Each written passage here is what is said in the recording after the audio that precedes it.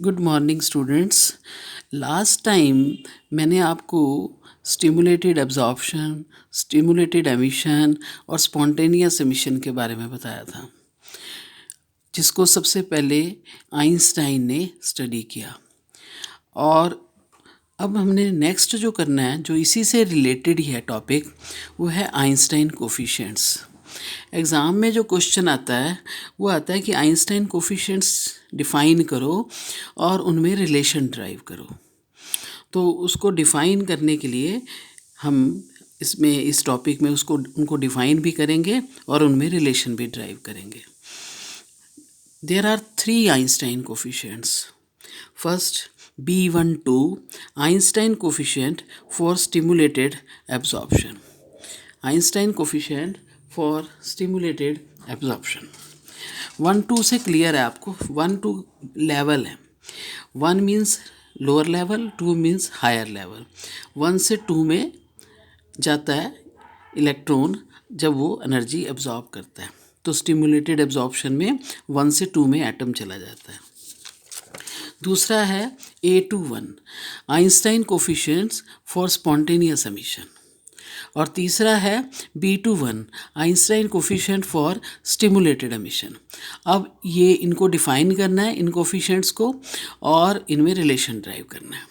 तो इनको डिफ़ाइन करने के लिए सबसे पहले आइंस्टाइन ने ही इनमें रिलेशन ड्राइव किया। ये आइंस्टाइन थ्योरी है जो अब हम डिस्कस करने जा रहे हैं। इसमें क्या है कि ब्लैक बॉडी ली है, एक पर्टिकुलर टेम्परेचर पर है ब्लैक बॉडी, जिससे रेडिएशंस आ रही हैं और वो रेडिएशंस इंटरेक्ट करती हैं। ये एटॉमिक सिस्टम्स हैं, ये एटम्स हैं, सब इस सिस्टम से इंटरेक्ट करती है। और इसमें ये सपोज करना है हमने कि ब्लैक बॉडी और ये एटॉमिक सिस्टम थर्मल इक्विलिब्रियम में है। मीन्स इनका टेम्परेचर कांस्टेंट है, थर्मल इक्विलिब्रियम में। जितना ये बॉडी ये एनर्जी एब्जॉर्ब करेगा हमारा सिस्टम, उतनी ही रेडिएट करेगा, उतनी ही एमिट करेगा, तभी इसका टेम्परेचर कांस्टेंट रहेगा।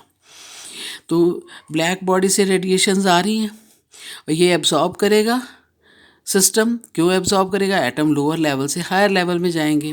फिर एमिट करेगा, और एमिट किस तरीके से करेगा? या तो स्पॉन्टेनियस एमिशन से या स्टिमुलेटेड एमिशन से। तो पहले हम करेंगे, सपोज ये रेडिएशंस फॉल कर रही हैं। एक चीज़ इसमें याद रखें, एच न्यू एनर्जी है, E=H न्यू एनर्जी है। इसको हम एच कट ओमेगा भी लिखते हैं। बुक्स में एच कट ओमेगा भी हो सकता है आपको मिले, क्योंकि एच ओमेगा क्या है आपको पता है, एंगुलर फ्रीक्वेंसी 2π न्यू = होता है। और जो एच कट है वो h/2π होता है। तो हम एनर्जी को एच न्यू या एच कट ओमेगा कुछ भी बोल सकते हैं। तो H cut omega means angular frequency से एनर्जी रिलेटेड है। नेक्स्ट, ये तो हो गया हमारे पास रेडिएशंस फॉल कर रही हैं ब्लैक बॉडी पर। अब कितने एटम, ये एटम है सब, कितने एटम्स इन रेडिएशंस को एब्जॉर्ब करके हायर स्टेट में जाएंगे, लोअर स्टेट से हायर स्टेट में जाएंगे, वो डिपेंड करता है।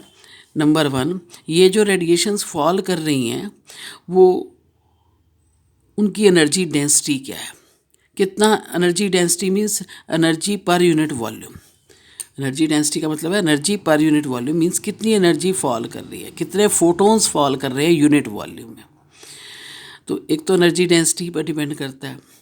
दूसरा, अब क्या करने जा रहे हैं, एक बार फिर से देखें, हम ये देखने जा रहे हैं कि अगर रेडिएशंस फॉल कर रही हैं तो जो एटम्स पड़े हैं यहाँ पर, वो 1 सेकंड के अंदर कितने एटम्स हायर स्टेट में चले जाएंगे एनर्जी एब्जॉर्ब करके। और बॉडी का हमने यूनिट वॉल्यूम लेना है। क्या लेना है?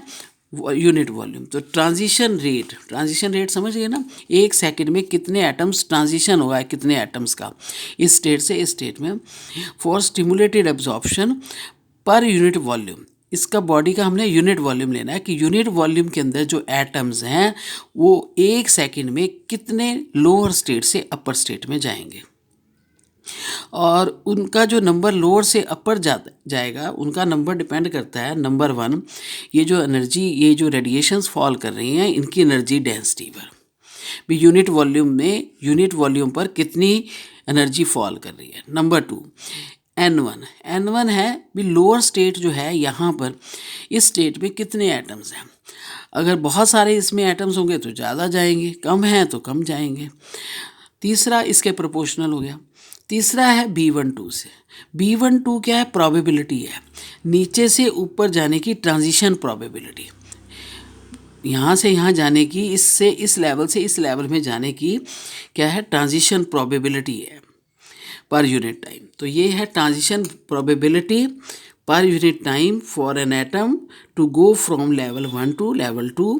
ये है एनर्जी डेंसिटी। और ये जो तीसरा है हमारे पास, ये है पॉपुलेशन ऑफ लेवल 1। ये लेवल 1 है। Population means number of atoms per unit volume in level 1, population कहते हैं इसको। तो ये है ट्रांजिशन रेट भी, 1 सेकंड में कितने एटम्स लोअर स्टेट से हायर स्टेट में चले गए। अब हमें मालूम है कि एक बार एटम्स लोअर स्टेट से हायर स्टेट में चले जाएंगे तो उन्होंने अल्टीमेटली वापस आना है, ग्राउंड स्टेट में आना है।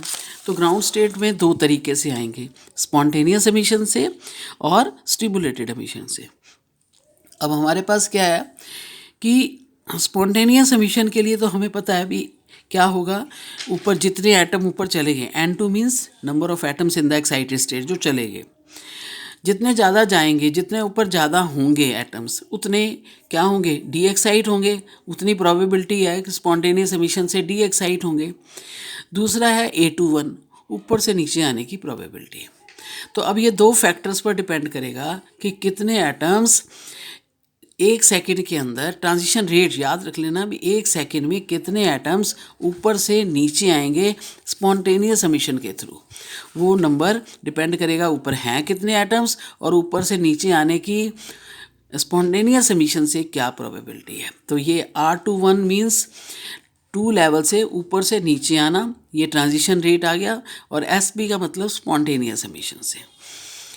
और इसी तरीके से हमें पता है कि ऊपर कंटिन्यूसली रेडिएशन फॉल कर रही है सिस्टम के ऊपर, तो ऊपर से जो नीचे आएंगे एटम वो स्टिमुलेटेड एमिशन से भी आएंगे। स्टिमुलेटेड एमिशन से जब आएंगे, ये B21 क्या है? ऊपर से नीचे आने की प्रोबेबिलिटी, किस एमिशन से? स्टिमुलेटेड एमिशन से। और N2 क्या है? ऊपर हैं कितने एटम्स, जितने ज़्यादा होंगे उतने ज़्यादा स्टिमुलेटेड एमिशन से नीचे आएंगे। और लास्टली ये क्या है? एनर्जी डेंसिटी, क्योंकि स्टिमुलेटेड एमिशन के लिए रेडिएशन भी फॉल करनी चाहिए। और रेडिएशन मैंने पहले आपको पिछले लेक्चर में बताया था कि अगर 10 फोटोन फॉल करेंगे यूनिट वॉल्यूम पर, तो 10 फोटोन क्या करेंगे? 10 एटम्स को डी एक्साइट करेंगे और स्टिमुलेटेड एमिशन के लिए, ठीक है, डी एक्साइट करेंगे, और टोटल जो बाहर फोटोन्स निकलेंगे वो 20 निकलेंगे। तो कितनी एनर्जी डेंसिटी है यूनिट वॉल्यूम पर, कितनी एनर्जी फॉल कर रही है, उस पर भी ये स्टिमुलेटेड एमिशन जो है वो डिपेंड करेगा। तो हमारे पास ये जो रेट है, इस रेट से क्या पता चलता है कि स्टिमुलेटेड एमिशन से कितने एटम्स 1 सेकंड में नीचे आ रहे हैं। इस रेट से क्या पता चलता है? स्पॉन्टेनियस एमिशन से कितने एटम्स 1 सेकंड में नीचे आ रहे हैं। और जो पहले हमने किया R12, उससे पता चलता है कि 1 सेकंड में कितने एटम्स ऊपर जा रहे हैं। और मैंने आपको पहले ही बता दिया है A21, B21 और B12 ये क्या है? Einstein coefficients. और यहाँ हम इनको डिफाइन भी कर सकते हैं कि ये जो आइंस्टाइन कोफिशिएंट्स हैं तीनों, ये क्या है? प्रोबेबिलिटीज़ हैं। A21 प्रोबेबिलिटी है फॉर स्पॉन्टेनियस एमिशन, ये क्या है? Probability for stimulated emission. और बाकी रह गया B12, ये प्रोबेबिलिटी है फॉर स्टिमुलेटेड एब्जॉर्प्शन 1 से 2 जाने में।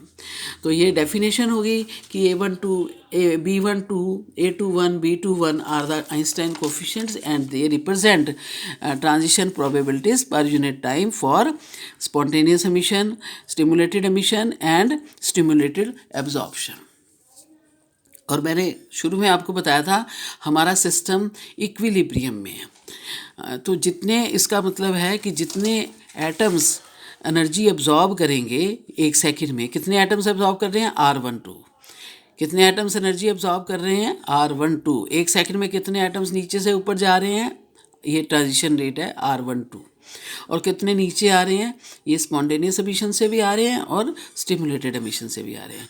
तो इतने हमारा एमिशन हो रहा है इतना 1 सेकंड के अंदर, और इतनी रेडिएशंस 1 सेकंड में इतने एटम्स ऊपर जा रहे हैं और इतने एटम्स 1 सेकंड में नीचे आ रहे हैं। जब नीचे आएंगे एनर्जी निकलेगी, जब ऊपर जाएंगे तो एनर्जी एब्जॉर्ब होगी। तो जितनी एनर्जी एमिट हो रही है, जितनी एनर्जी एब्जॉर्ब हो रही है, वो इक्वल होंगे इन थर्मोडायनेमिक इक्विलिब्रियम, तभी टेम्परेचर कांस्टेंट रहेगा बॉडी का। तो इसका R12 की वैल्यू ये है, पहले आ चुका है। R21 ये है, R21 स्टिमुलेटेड हमारे पास ये है। यहाँ पर देखो रो ओमेगा कॉमन लेकर ये हमारे पास रिलेशन आ जाएगा। ठीक है, अब इसमें क्या है, N1 N2।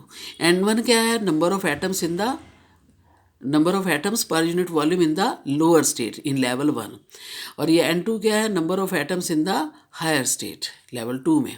ठीक है, तो अब कोई भी बॉडी है अगर टेम्परेचर T पर पड़ी है तो उसमें मैक्सिमम आइटम्स हमें पता है कि ग्राउंड स्टेट पे होते हैं, लेकिन कुछ एक्साइटेड स्टेट में भी होते हैं। तो बोल्ट्जमैन रिलेशन के अकॉर्डिंग कितने हायर T टेम्परेचर पर कितने हायर स्टेट में होंगे N2 और कितने लोअर स्टेट में एटम्स होंगे, उनका जो रेशियो है वो ये है। ये फार्मूला है हमारे पास। क्लियर? इससे क्या पता चलता है कि अगर एक बॉडी का टेम्परेचर T है तो उस टेम्परेचर पर लोअर स्टेट में पॉपुलेशन, याद रखें N1 पॉपुलेशन है। पॉपुलेशन का मतलब होता है number of atoms per unit volume, और जो भी हम यहाँ बात कर रहे हैं वो यूनिट वॉल्यूम के लिए ही कर रहे हैं। जो ये ट्रांजिशन रेट हमने लिए हैं वो यूनिट वॉल्यूम, बॉडी का यूनिट वॉल्यूम ही लिया है। तो पॉपुलेशन है ये लोअर और अपर स्टेट की, इनमें ये रिलेशन है, और ये रिलेशन वैलिड है फॉर नॉन डीजनरेट लेवल्स भी। हमने लोअर लेवल जो और अपर लेवल है, लोअर लेवल जो 1 था, लोअर लेवल 1 और अपर लेवल 2, वो नॉन डीजनरेट लिए हैं। नॉन डीजनरेट का मतलब है कि जो लोअर लेवल 1 है उसकी एनर्जी E1 है और उसकी एक ही स्टेट है, और जो अपर लेवल 2 है उसकी एनर्जी E2 है और उसकी एक ही स्टेट है। नॉन डीजनरेट लेवल्स होते हैं। लेकिन अगर डीजनरेट लेवल्स हों 1 और 2, डीजनरेट लेवल्स हों, जैसे ये मैंने लिखा है लेवल 1 एंड 2, अगर इनके डीजनरेट हैं, इनकी डीजनरेसी है, तो क्या है कि जो लोअर लेवल है, इसका मीनिंग ये है उसकी लोअर लेवल जिसकी एनर्जी E1 है उसकी बहुत सारी स्टेट्स हैं।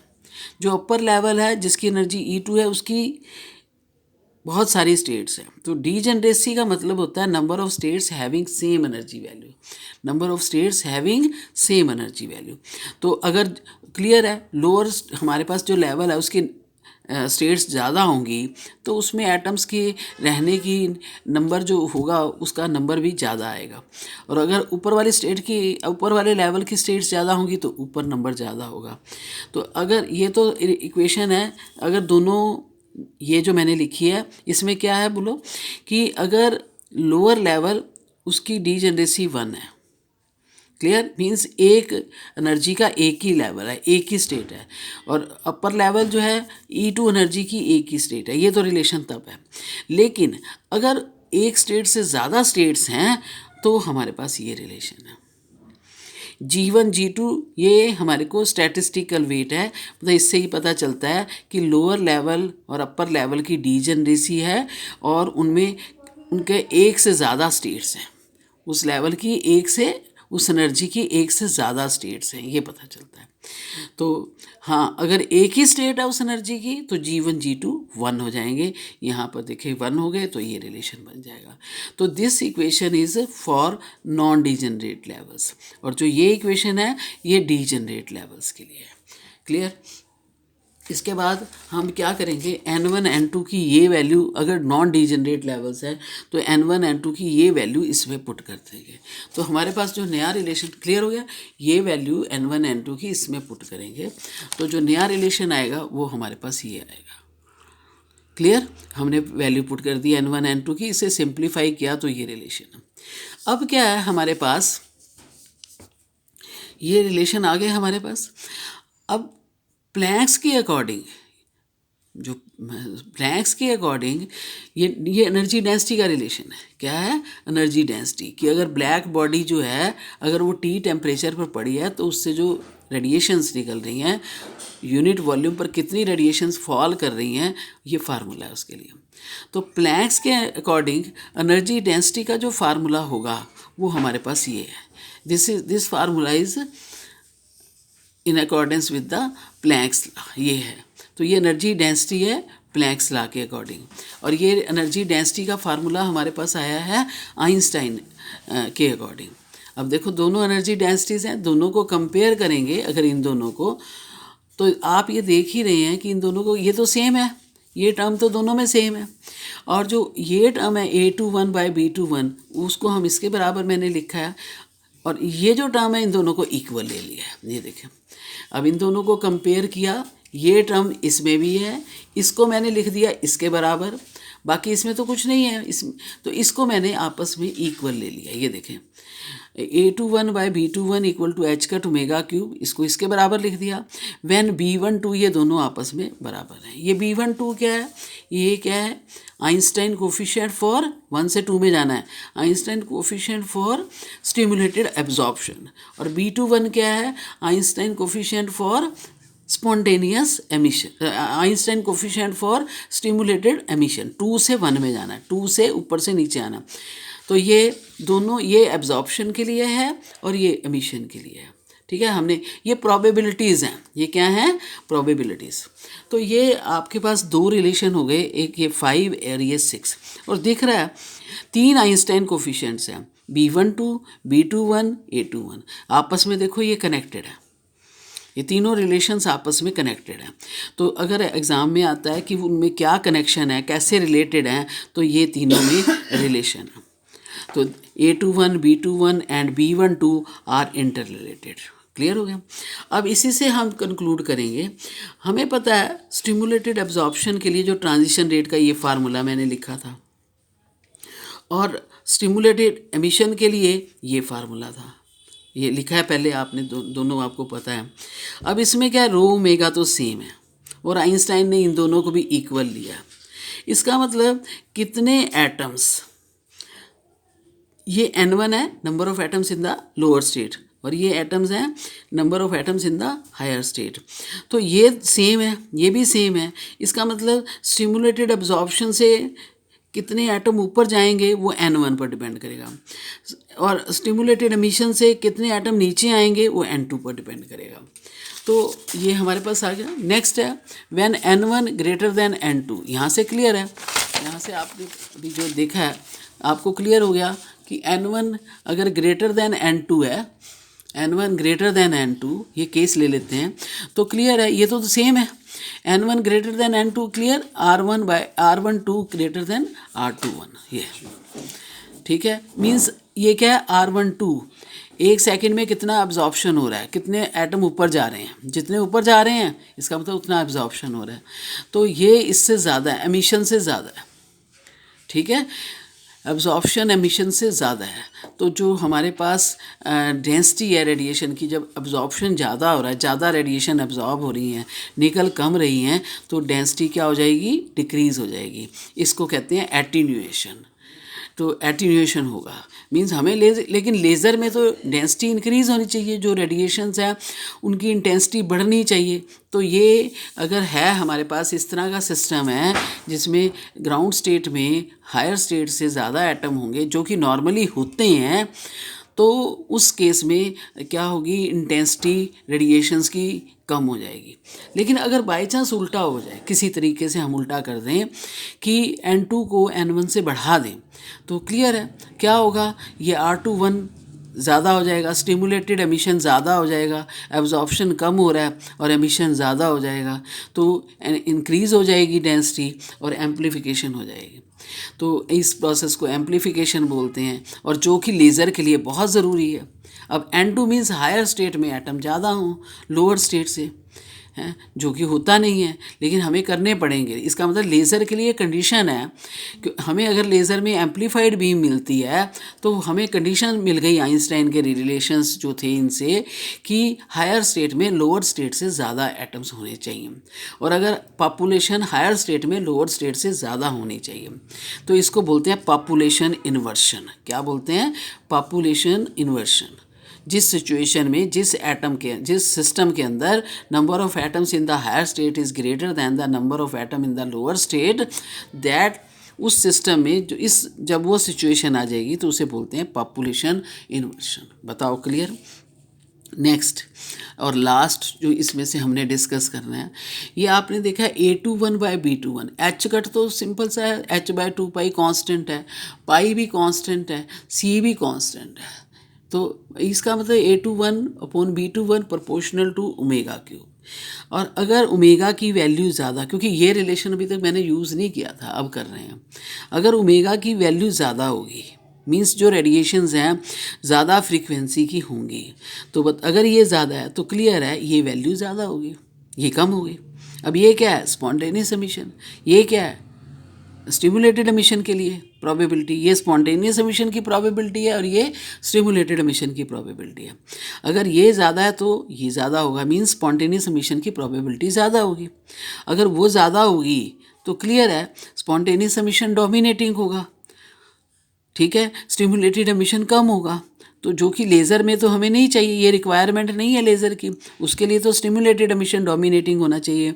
तो इसीलिए आइंस्टाइन थ्योरी के अकॉर्डिंग हाई फ्रीक्वेंसी पर एम्पलीफिकेशन जो है वो पॉसिबल नहीं है आइंस्टाइन के अकॉर्डिंग। हालांकि बाद में जो डेवलपमेंट्स हुई तो उससे हमने हाई फ्रीक्वेंसी लेज़र भी तैयार किए हैं, लेकिन according to Einstein theory high frequency lasers would be more difficult to build and operate.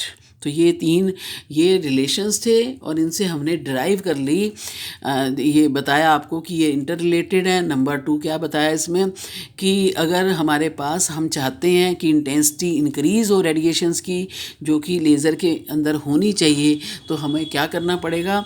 Higher level में लोअर लेवल से ज़्यादा एटम्स होने चाहिए। तो ये कंडीशन हमें, इसका मतलब जब हम लेज़र डिज़ाइन करेंगे ना तो हमें ये कंडीशन सेटिस्फाई करनी पड़ेगी कि हायर लेवल में लोअर लेवल से ज़्यादा एटम्स हों, ठीक है। और तीसरा जो था वो ये था कि हाई फ्रीक्वेंसी, आइंस्टाइन के अकॉर्डिंग हाई फ्रीक्वेंसी लेज़र बनाने डिफ़िकल्ट हैं। वो हमने इनमें जो रिलेशंस थे उनसे ये कंक्लूज़न ड्रॉ किए। अब नेक्स्ट टाइम हम डिस्कस करेंगे lifetime of excited state और amplification possibility. Next time discuss करेंगे। Thank you.